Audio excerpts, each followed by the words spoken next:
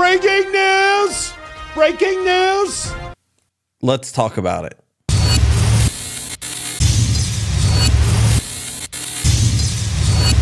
What's up, Wolverines, and welcome back to my little piece of paradise known as John Crump News. I will be your host for today, John Crump. I'm an investigative journalist that investigates 2A things.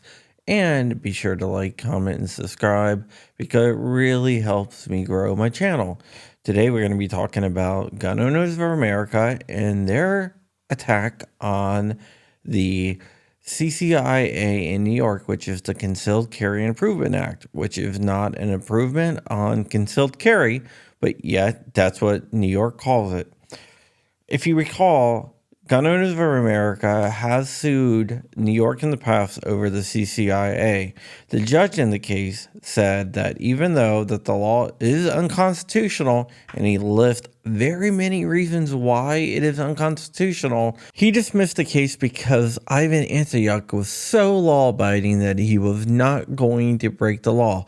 The judge said to have standing, the person would have to say that they are going to violate the CCIA, and that was something that Ivan Antonyuk was not willing to do. Now GOA is going back in there with 6 plaintiffs, and the plaintiffs do intend to violate the CCIA. That should give the plaintiffs plenty of standing in the eyes of the court.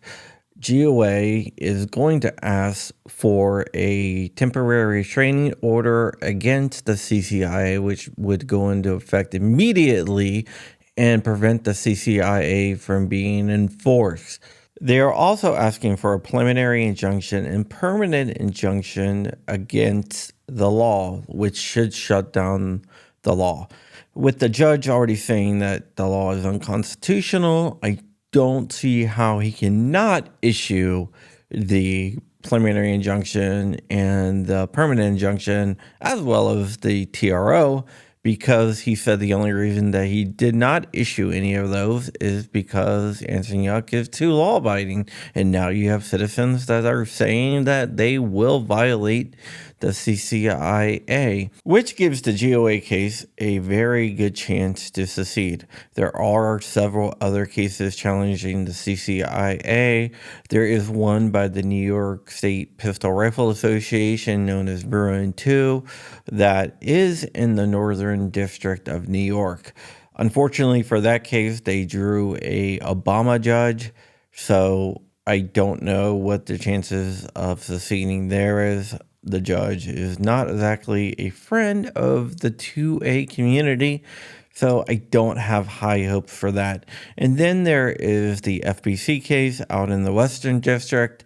That is an interesting case, but that is a very, very narrow case where it's challenging certain aspects of the sensitive area part of the law, but it would leave massive parts of the law still in effect, even if that case is successful.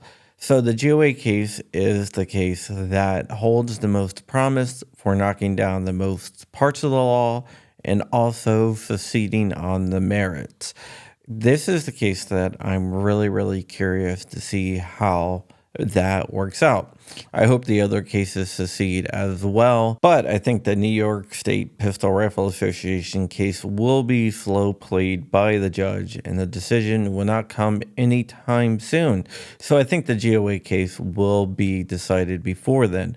An interesting note, the New York State Pistol Rifle Association tried to tie their case into the GOA case to get the same judge, but that was denied. The FBC case is a great case and it has a good chance of succeeding, but like I said, it is very narrowly tailored. So if they are successful, most of the law will still be in effect. That's why I like the GOA case, so it's going to try to take out the law in one swift blow. I hope they are successful, and I don't see how they cannot be successful. The judge has really painted himself into a corner by saying the law is unconstitutional, and the only reason why GOA was not successful on the last case is because their plaintiff said that he had no intention of breaking the law because he's too law-abiding. Now with these new plaintiffs, I don't see how the judge can rule for anything besides in favor of GOA. All right, guys, that is it for today. I had a great time out at XCal, met a lot of cool and interesting people, even one guy in a full Master Chief suit, which was kind of awesome. Thank you for everyone that came out and said hi. I gave out a lot of patches, shook a lot of hands. It was a lot of fun. Got to hang out with some really, really cool people, and I definitely want to do that again. All right, guys, stay ever vigilant, stay ever free, keeping the fight. I am out of here. I love you, and Wolverine's motherfucker.